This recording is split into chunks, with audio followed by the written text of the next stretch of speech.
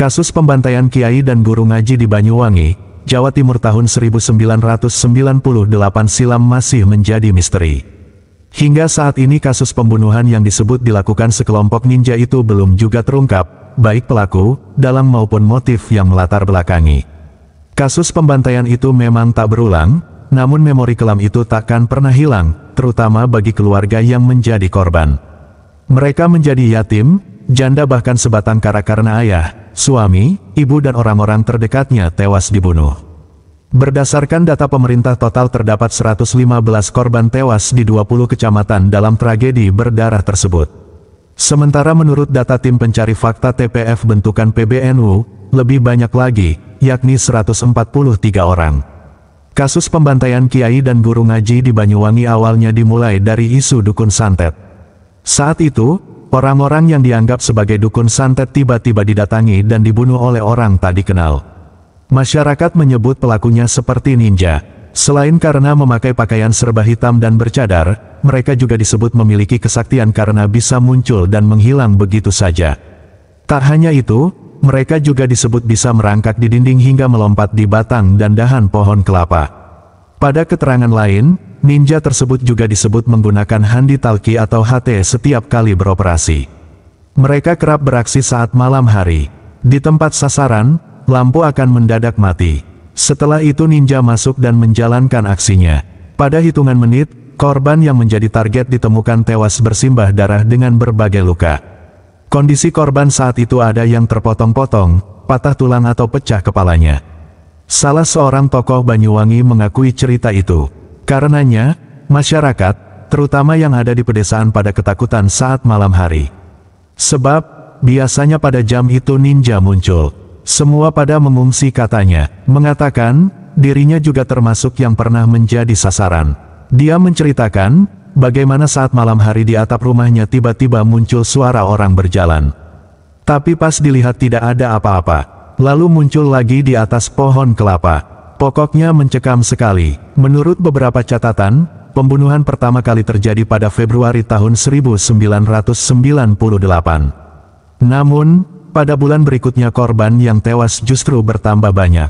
Ironisnya, mereka yang tewas ternyata bukan hanya orang-orang yang disebut memiliki ilmu hitam atau santet, tetapi justru para kiai dan guru ngaji.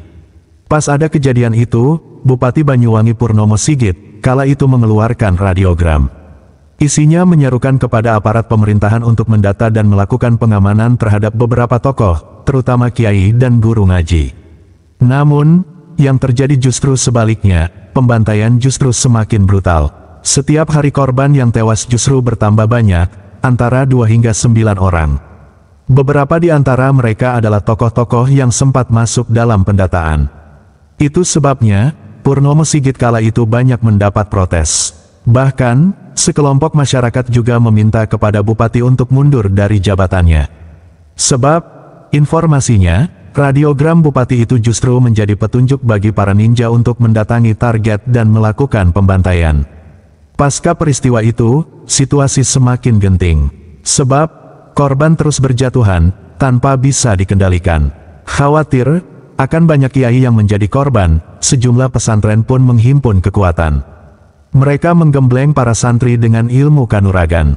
Selain itu, mereka juga dipersenjatai dengan bambu kuning yang telah diberi doa.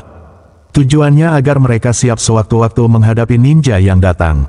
Selain perlawanan fisik, para santri juga diajak untuk melakukan perlawanan batin dengan cara mengamalkan sejumlah bacaan doa selepas salat maghrib dan subuh. Tujuannya, mereka terhindar dari serangan ninja yang membabi buta. Upaya para santri ini pun diikuti oleh masyarakat. Mereka berbondong-bondong mencari bambu kuning, lalu membawanya kepada kiai yang dianggap alim untuk didoai. Waktu itu, tetangganya saya banyak yang ikut. Saya pernah diajak, tapi tidak mau. Saya pasrah saja pada Allah, kata salah satu warga menceritakan. Pada perlawanan itu, ada beberapa ninja yang berhasil ditangkap warga. Mereka selanjutnya dipukuli, termasuk diseret dengan mobil dan dibakar. Salah satu tokoh masyarakat juga menceritakan, bersamaan dengan fenomena ninja, di Banyuwangi waktu itu juga mendadak banyak orang gila berkeliaran di jalan. Bahkan, banyak di antara mereka yang juga ditangkap warga dan dihakimi hingga tewas. Sebab, mereka dianggap sebagai ninja yang menyamar. Tak lama berselang, fenomena ninja di Banyuwangi itu pun reda dan hilang. Anehnya, fenomena orang gila pun ikut menghilang begitu saja. Hingga saat ini kisah kelam tragedi ninja Banyuwangi masih menjadi misteri. Tidak diketahui, siapa dalang dibalik pembantaian dukun santet, kiai hingga guru ngaji. PBNU melalui tim pencari fakta TPF sempat berusaha mengungkap fakta tersebut dengan meminta keterangan para keluarga korban. Namun, upaya tersebut terhalang. Sebab, mereka menolak memberi keterangan dan hanya meminta nama baik keluarganya dipulihkan. Tidak dicap sebagai dukun santet.